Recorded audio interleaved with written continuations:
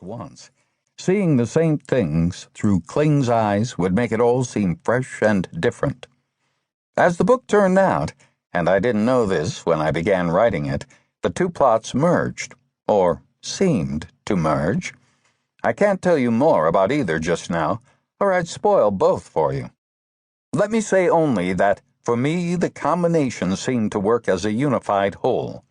I hope it still does, and I hope that Matt Cordell, lying in a gutter someplace with a bottle of cheap wine, will forgive me the petty theft. He who steals my purse, but, after all, I didn't steal his name. Ed McBain. Chapter 1. The city could be nothing but a woman, and that's good, because your business is women. You know her tossed head in the auburn crowns of molting autumn foliage, Riverhead, and the park.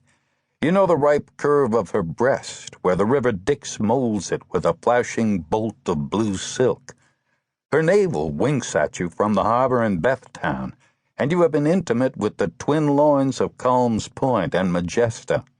She is a woman, and she is your woman, and in the fall she wears a perfume of mingled wood smoke and carbon dioxide, a musky, musty smell, bred of her streets and of her machines and of her people. You have known her fresh from sleep, clean and uncluttered. You have seen her naked streets, have heard the sullen murmur of the wind in the concrete canyons of Isola, have watched her come awake, alive. You have seen her dressed for work, and you have seen her dressed for play, and you have seen her sleek and smooth as a jungle panther at night, her coat glistening with the pinpoint jewels of reflected harbor light. You have known her sultry and petulant and loving and hating, and defiant and meek and cruel and unjust and sweet and poignant.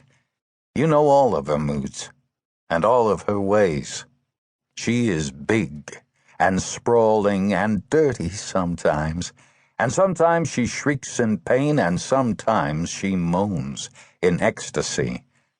But she could be nothing but a woman.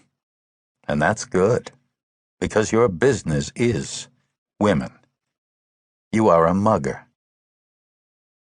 Catherine Elio sat in a hard wooden chair in the detective squad room of the 87th Precinct.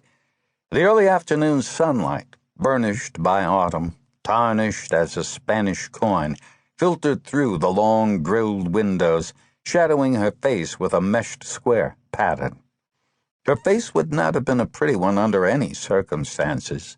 The nose was too long, and the eyes were a washed-out brown, arched with brows that needed plucking. The lips were thin and bloodless, and the chin was sharply pointed. It was not pretty at all now, because someone had discolored her right eye and raised a swollen welt along her jawline.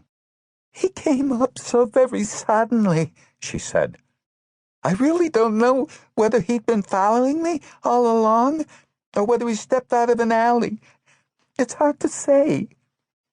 Detective Third Grade Roger Haviland looked down at the woman from his 6-foot height advantage. Haviland owned the body of a wrestler and the face of a Botticelli cherub. He spoke in a loud, heavy voice, not because Miss Elio was hard of hearing, but simply because Haviland liked to shout. "Did you hear footsteps?" he shouted. "I don't remember." "Miss Elliot, try to remember." "I am trying." "All right. Was the street dark?" "Yes." Hal Willis looked at the woman and then at Haviland. Willis was a small detective, barely topping the 5'8" minimum height requirement. His deceptive height and bone structure, however, gave no clue to the lethal effectiveness with which he pursued his chosen profession. His sparkling, smiling brown eyes added to the misconception of a happy gnome. Even when he was angry, Willis smiled.